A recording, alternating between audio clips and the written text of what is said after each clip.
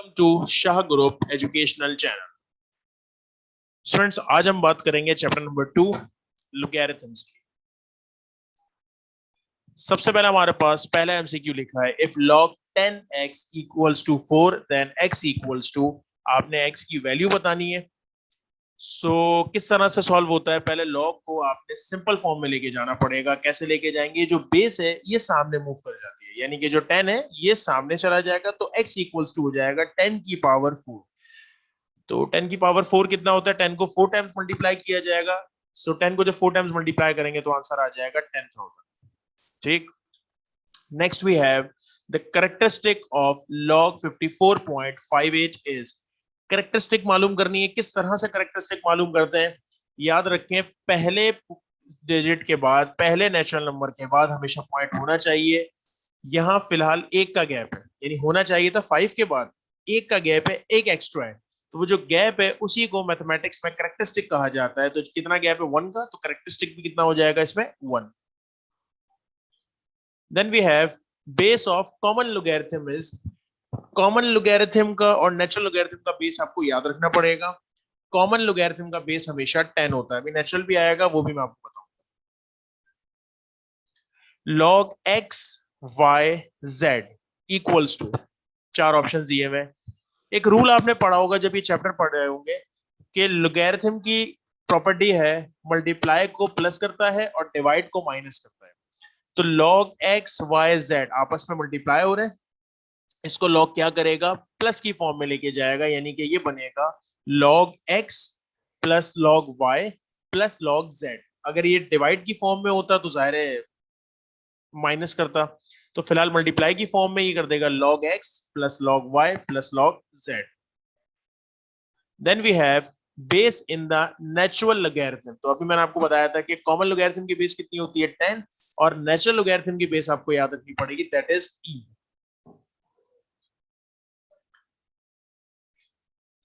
Logarithmic form में इसको लेके जाना है। अभी एक सवाल आया था जिसमें लॉग फॉर्म में था और आपको सिंपल फॉर्म में लेके जाना पड़ा था उसको सॉल्व करने के लिए। फिलहाल आपको सिंपल फॉर्म में दिया हुआ है, लॉग फॉर्म में लेके जाना है। तो उसी रूल को अगर हम फॉलो करें तो देखें, अगर मैं इसको नॉर्मल फॉर्म में लेके जाऊंगा तो क्या होगा, 3 वहां चला जाएगा, तो 3 की पावर हो जाएगी 243। तो ऐसा तो नहीं लिखा हुआ है यहाँ पर, 3 वहां जाएगा तो 3 की पावर हो जाएगी 5 और 243 अपनी जगह पर, तो बिल्कुल ऐसा ही है कि देखें 3 वहां गया, बेस वहां पर जाती है, तो 3 की पावर 5 और 243 अपनी जगह पे, तो that is your answer. If log a 16 equals to 4, तो a की वैल्यू आपको बतानी है, तो थोड़ा सा इसको सॉल्व करना पड़ेगा। इस a को हम ले जाते हैं सामने, तो ये बन जाएगा 16 इज इक्वल्स टू a की पावर 4। अब जाहिर सी बात है, आपको a की वैल्यू निकालनी है तो पावर खत्म करनी पड़ेगी। याद रखें, जब एक जगह से पावर हटाते हैं तो सामने उसका रेसिप्रोकल लगता है, तो 16 की पावर कितनी हो जाएगी, 1/4, और इज इक्वल्स टू a अपनी जगह पे। अब 16 की पावर 1/4 कैसे मालूम करेंगे, कैलकुलेटर से डायरेक्ट भी मालूम कर सकते हैं, वरना आप ये भी कर सकते हैं कि 16 इटसेल्फ जो है वो क्या होता है, 2 की पावर 4 होता है। ठीक है, तो 4 से 4 कैंसिल, आपके पास एक आंसर कितना आ गया बच्चों, एक आंसर आ गया आपके पास 2। The logarithmic form of 2 power 5 is equals to 32। तो अभी हमने ये चीज देखी थी कि किस तरह से इसको सिंपल फॉर्म में लिखा जाता है। 32 को अगर वहां भेजेंगे तो 5 इज इक्वल्स टू 32 की पावर 2 हो जाएगी, तो ये तो सवाल में नहीं है ऐसा। 2 वहां जाएगा तो 2 की पावर 2, ये भी ठीक नहीं है। ये भेजेंगे तो 2 की पावर 5 इज इक्वल्स टू 32, तो ये आपका आंसर है बेसिकली। शाहजी कॉलेजिएट ला रहा है आपके मुस्तकबिल को बेहतर बनाने का एक सुनहरी मौका। हर साल की तरह इस साल भी नहम तब 12वीं जमात के ग्रैंड टेस्ट का इनेकाद किया जा रहा है। स्टूडेंट्स की कामयाबी को यकीनी बनाने के लिए मारूफ असातिज़ा और माहिर तालीम सर तौसीफ शाह की ज़ेर निगरानी में तैयार करदा एक ग्रैंड टेस्ट किट फ्राहम की जाएगी, जिसमें मौजूद हैं बोर्ड की बताई हुई स्कीम के मुताबिक मॉडल पेपर्स और तमाम मज़ाबीन के गेस्ट पेपर्स और MCQs। याद रहे स्टूडेंट्स, शाहजी कॉलेजिएट का ग्रैंड टेस्ट बोर्ड के एग्जाम से पहले आपके रिजल्ट को बेहतर बनाने का एक सुनहरी मौका है। तो फिर आएं शाहजी कॉलेजिएट के साथ अपने रिजल्ट को मजीद बेहतर बनाएं। रजिस्ट्रेशन के लिए अपनी करीबी शाहजी कॉलेजिएट ब्रांच से राब्ता करें।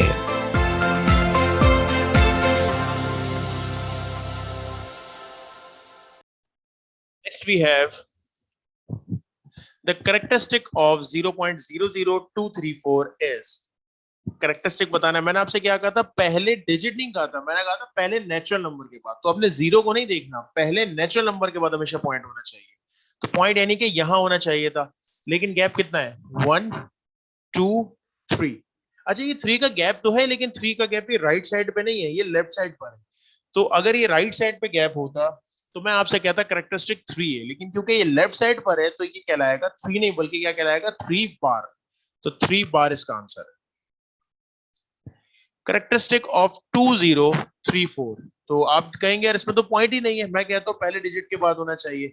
आप कहेंगे इसमें पॉइंट ही नहीं है, जब पॉइंट नहीं है तो इसका मतलब लास्ट पे है, ठीक है ना। सो पहले के बाद होना चाहिए, पॉइंट बेसिकली कहां पर है, नहीं है, इसका मतलब लास्ट में। तो 1 2 3 का गैप है, तो आपका आंसर होगा 3।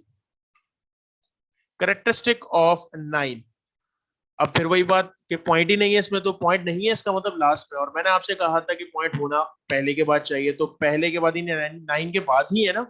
तो अब आप बताएं क्या होना चाहिए कैरेक्टरिस्टिक। कैरेक्टरिस्टिक इसका होना चाहिए 0, ठीक है। तो 0 तो इसमें लिखा हुआ ही नहीं ऑप्शन में, इसलिए हमने कहा नन ऑफ देम। कंफ्यूज नहीं होइएगा, 1 इसका आंसर नहीं है। 1 उस सूरत में होता है जब 9 के बाद इसका होता है, मतलब 9 के बाद एक और डिजिट होता है, उसके बाद पॉइंट होता है। लेकिन फिलहाल 9 के बाद ही है, यानी पहले ही डिजिट के बाद है, पहले के ही बाद होना चाहिए। तो इसका आंसर फिर नन ऑफ देम है, यानी कि 0 है बेसिकली।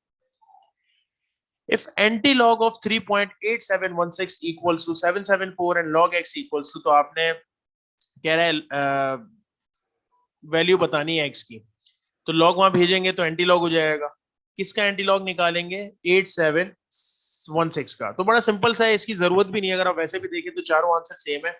सिंपली आपने क्या करना है, आपने एंटी लॉग निकालना है। 87 को 1 में चेक किया, 6 उसका कैरेक्टरिस्टिक देखा, और वो कह रहा है 0। तो 0 का ये मतलब हुआ कि कैरेक्टरिस्टिक आपको पता चल गया 0। जब एंटी लॉग निकालते हैं ना, तो जो पॉइंट से पहले नंबर होता है वो आपका कैरेक्टरिस्टिक होता है। तो आपको कैरेक्टरिस्टिक पता चल गया है 0। तो 0 का मतलब है कोई गैप नहीं देना, पहले के बाद होता है, पहले के ही बाद लगा देंगे। 2 मिनट के लिए सपोज करें यहाँ 2 होता, तो आप क्या करते हैं, 2 का गैप देते, 1 और 1 2, यहाँ पॉइंट लगाते। लेकिन फिलहाल कितना है, 0 है, तो कोई गैप नहीं है। जब कोई गैप नहीं है तो यही लग जाएगा पॉइंट, कहां पर, 7 के फौरन बाद।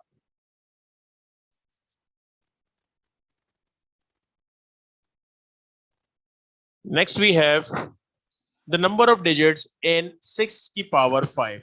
तो बहुत सिंपल सी बात है, आप 6 को 5 टाइम्स मल्टीप्लाई करेंगे, कुछ आंसर आएगा आपके पास।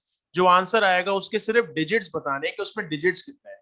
तो जो भी आंसर आएगा उसको आप काउंट करेंगे कितने डिजिट्स हैं, वो आंसर आपके पास 4 है, सिंपल। सो होपफुली बात समझ में आ गई होगी। इंशाल्लाह नेक्स्ट क्लास में आगे कंटिन्यू करेंगे। तब तक चैनल को सब्सक्राइब कर दीजिएगा और लाइक कर दीजिएगा। Thank you so much, Allah Hafiz.